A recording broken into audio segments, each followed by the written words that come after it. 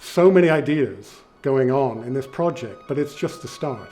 Good design is all about creating that moment of bliss. This is really also the hospitality and the tourism of tomorrow. This is what we want to show. We have created something which blends into the environment, and the house itself is basically seamless. Imagine you were able to just teletransport. You are on your own island in the center of Amsterdam. I think you have to go there to believe it.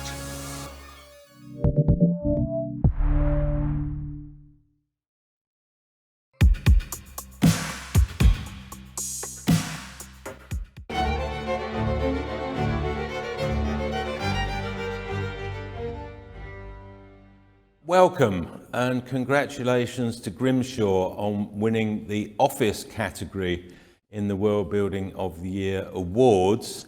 The project's called OLDERFLEET. It's in Melbourne, Australia. Grimshaw, over to you. Thank you very much, and good afternoon, morning or evening, wherever you are. So my name's Neil Stonnell. I've got Tim Cox with me. We're both involved in the design and development of this project, OLDERFLEET, which, as you said, is based in central Melbourne. It's located in the beautiful newly re-emergent Midtown precinct of central Melbourne on Collins Street, one of the most significant streets as the city expands to the west. It's located next to the Intercontinental Hotel and the Rialto, which are two of Melbourne's most significant buildings. And it's built and owned by the developer Mirvac, who had very high aspirations for this project as Melbourne's newest premium grade commercial office building. And the project gave us the opportunity to interrogate what a new place of work was and what was important for both a workplace building user and also for the city, because it was in a particularly important part of the city centre. In terms of what the building is, it's a 40-storey tower with 58,000 square metres of net lettable area. And as I said, Mirvac had high aspirations, but it had very high environmental aspirations as well, including a platinum WELL rating, 6-star Green Star, and other high ratings. And the building really wanted to focus on the health and well-being of its users. And one of the key aspects of the project was its street frontage, as I said, it engages in one of the most historic parts of the city, and with, I think, one of the site's greatest assets, which are these three stunning late 19th century heritage listed buildings, the OLDERFLEET buildings, which make up the full Collins Street frontage. And there you can see them in their prime on the left-hand side. And here they are as completed and restored as part of this development in their full glory. The central building, the Records Chamber building, is the entry to the office development itself. So here you can see as we go through the Records Chambers building, you come off the street, you enter a dark compressed threshold, which deliberately holds back on the scale of the lobby behind as you enter through there into a large 25-metre high light-filled space.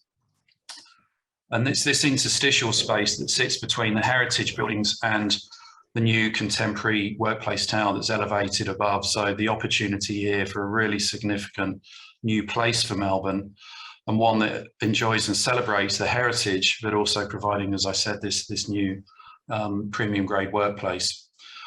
Here you can see the rear facade of those heritage buildings, which have been restored and opened up. They're serviced by new lifts and staircases on the exterior to prevent sort of interventions within the buildings themselves and maximise the internal floor plates. And the windows are lined with black metal frames. And this is the first time in many, many decades that these heritage buildings on this side have been open to daylight. Surrounding that lobby, so here you can see the heritage buildings on the right and then the new buildings on the left. There's a community of uses that services and provides opportunity for the building tenants, which includes in the heritage buildings, private suites, co-share offices, signature restaurants and bars. In the lower ground floor area, there's a club lounge and business lounge area, which is an essential central point of the lobby. And then above the existing car park, or the retained number of parking spaces, we've got a childcare centre and a gym or a wellness centre, and a very well provisioned end of trip facilities, lockers, bike storage and changing rooms in the basement areas. So the whole building's serviced by this, as I said, this community of use. At the end entry to the lobby, there's a hotel-style concierge that then directs you through up into the tower to the lobby cafe or down to the business lounge on the lower ground floor. The lobby and is composed of a collection of carefully organised spaces and forms crafted. We hope in a luxurious, timeless, and calm palette of materials that help complement the restored brick of the heritage building. So we've used Grimshaw limestone on the floor and stairs, ribbed metal patterns on the lift core that you can see to the right, articulated GRC on the main side party walls, and then a little bit of mirror detailing that reflects some of the heritage facade on the new. As I said, the business lounge and the lower ground floor bar is the centre of the building, centre of the sort of where many of the tenants gather after work, and you can sit and relax and look back up at the tower above you, 35 plus metres above your head, and you can see the tower soaring into the sky above you there. Moving into the heritage buildings, they've all been restored in a fairly simple, calm way to provide these private suites and co-share offices. And then, as you can see, some new openings, some existing openings pushing back into the lobby, so you can actually see from the heritage building back into the space, and you can actually see the suspended artwork in there behind. You can then move through to the lift lobbies themselves. So heading up to the lift, you go into a kind of the same warm, calm, darkened space that's similar to that entry threshold. So these sort of transitional spaces all dealt with the same way. And then the tower itself is obviously a simple singular mass. It's set back due to planning code and the planning constraints, but also to help provide breathing room for those heritage buildings on the street frontage and to provide daylight through to the lobby behind. It's articulated vertically to reduce the scale on the street elevation. One of those vertical articulations is then wrapped in an express ladder frame and grid, which encompasses the core, plant spaces, and some significant meeting rooms. And then the eastern half, the eastern side, is wrapped in more traditional glazed curtain walling. We've had to cut back the top of the building to minimise and prevent overshadowing of the south bank of the River Yarra, which is a critical planning constraint. And then through the tower itself, created these client floors, introduced these client floors with external terraces and roofs, which you'll show you again in a minute. But that all helps articulate these three distinct tenant neighbourhoods of differing area provision, views, and obviously outlook. And then obviously that we then wrap the building in the relevant horizontal shading to reduce heat gain and improve building performance itself. And I'll hand over to Tim, who'll walk you through the tower itself, what's in the workplace tower itself. Thanks, Neil. So obviously the tower is split into three main rises, the terrace, high and sky, and we have client floors situated between each of those rises with increased floor-to-floor heights and recessed external terraces to further accentuate the mass of the tower. As you can see, it's a site core configured building with flexible open plan workplace to the east. And as the building increases in height, the core does diminish away from the north as the tower form steps back from the south. And that stepping back of the form from the south provides this wonderful opportunity for external terraces that make the most of these sight lines and view corridors out to the southeast and the southwest, looking back towards the longer distance views over Port Phillip Bay. And as you can see, the typical office floors are really afforded a high degree of flexibility with opportunity for vertical circulation, whether that's through the main floor plate within the workspace environment, or possibly incorporated into the glazed scissor stair, which provides tenants the flexibility to be able to use the fire stair as an interconnecting tenancy stair between levels. And that really encourages an active workplace by preferencing the stairs over the use of lifts. And also high quality of material and finish through the on-floor amenities in the typical tower levels also. So as you can see, great access to daylight and direct views back to the east, back towards the CBD, and further around to the south and the southwest with those long distance views back out towards the bay. And the terraces, as Neil mentioned, are really a great opportunity for air and an opportunity for respite as an extension to the workplace, and a really strong biophilic environment within the workplace that allows tenants to ability to connect with landscape and the external environment. And as we move through back towards the ground floor and the southern facade, along what is mostly a part of Flinders Lane that is full of service entries and rear entrances, but we have a series of folded louvers here that mask the car park through the podium levels, and then a significant through-site pedestrian connection that connects Collins Street to the north with Flinders Lane to the south, and a retail F&B tenancy that anchors and activates that corner, sits on axis with Customs House Lane to the south, and provides direct pedestrian entry into this part of the building and up into the main atrium space beyond.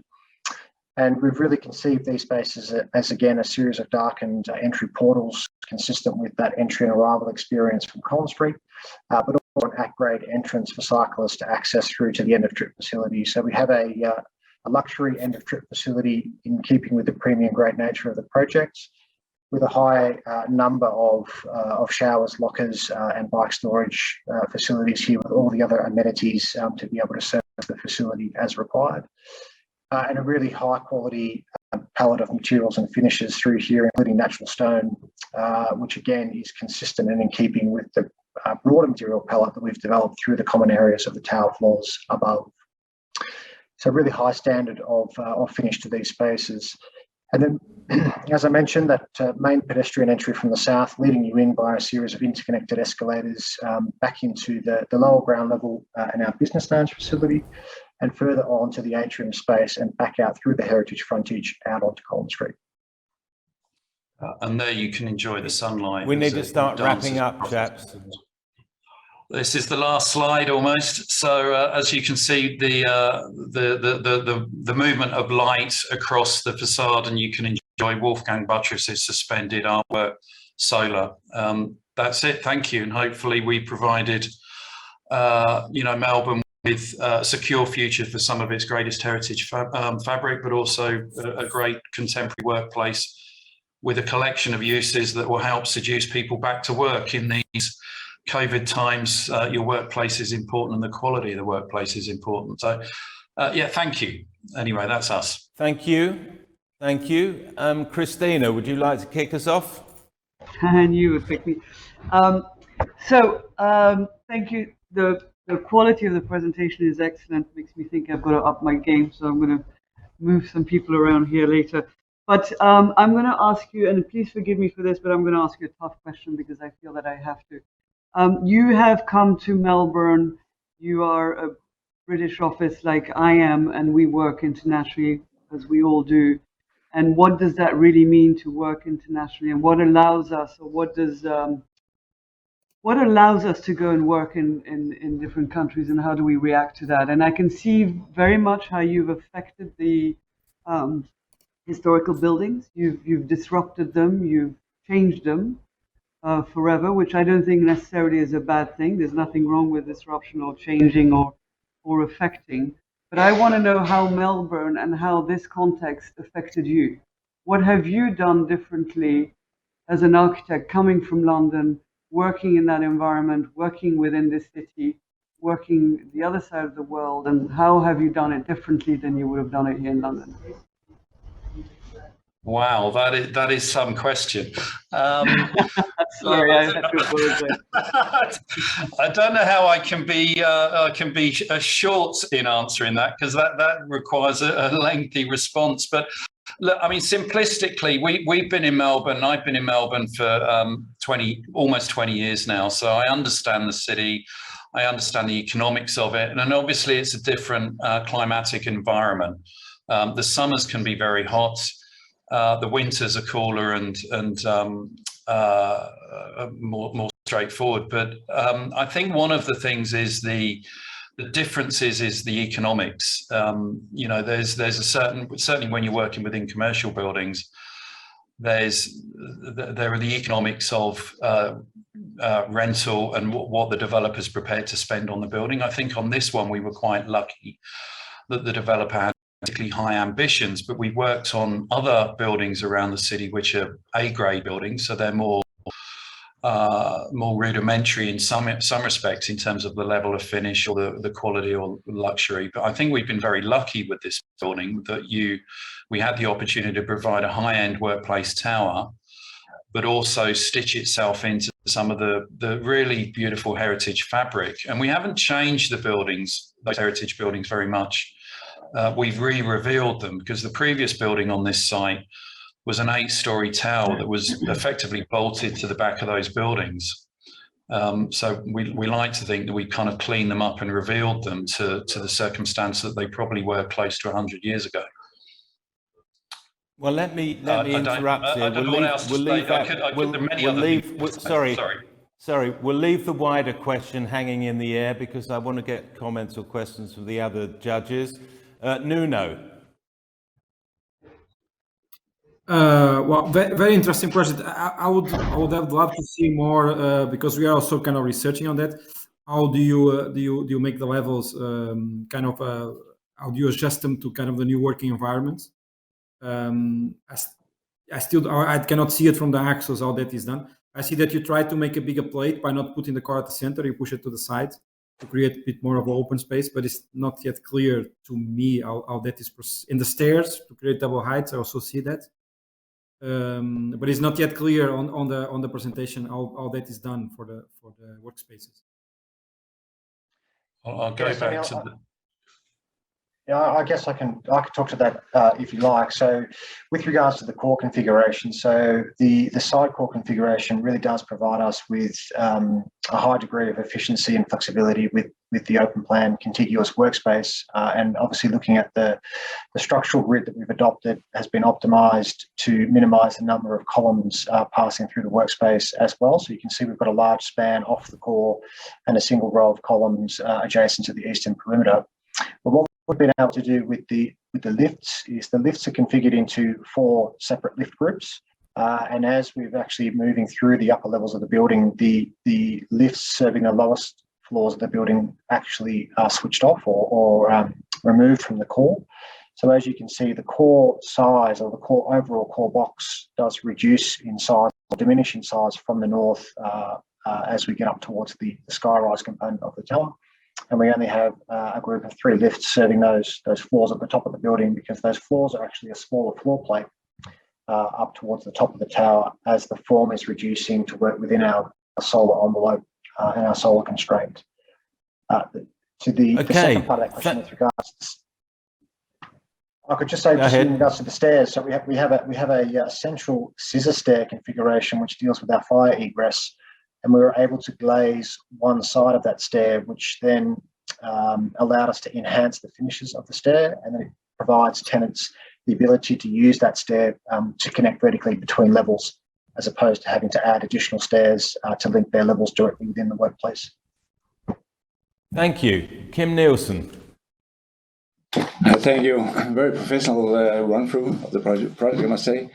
I will extend a little bit on the question from Christina. I think we are working a lot in Australia, mostly in Sydney and a little bit in Melbourne as well. So when we are coming over there, I think we are obliged to come with something they don't have already now. I think that was what was in the question. One thing that I know that's very important for Australians and definitely in Sydney with Graham Yan as a city architect is how does the buildings connect to the ground? What does the building give back to the surroundings? Can you elaborate a little bit more of that? Not only to keep the old facade, but how do the building make activity around the building as well? Well, I think it's created a new place and a new place for sort of gathering, which can be accessed by the tenants of the building, but also the public in terms of the functions within those heritage buildings within the lobby. There's also, as Tim mentioned at the end of the presentation, there's a route through the building. There's a 9-meter difference between the street to the north and the street to the south. So there is a route through which is essentially a shortcut. I mean, Melbourne's a city of laneways, and it's sort of one of the things that the city centre speaks to enormously. So I think we've helped by these yet another cut through the city, and also I think the small retail unit to the south is trying to engage with the street there, where previously the previous building it was essentially a loading a loading street. So we're trying to provide activity to that. And then that faces Customs House Lane, which is a pedestrianised street. So we're trying to activate the street edges, but also provide a kind of a singular place of gathering for the building tenants, but also others that. I'm going to close it now, but thank you very much for your time today. A very engaging presentation of, I think, one of the toughest building types, and quite clearly you might have entered this in the old and new category as well. Congratulations on winning the office prize, and good day. Thank you very much, and thank you for your time and consideration. Thanks, everyone.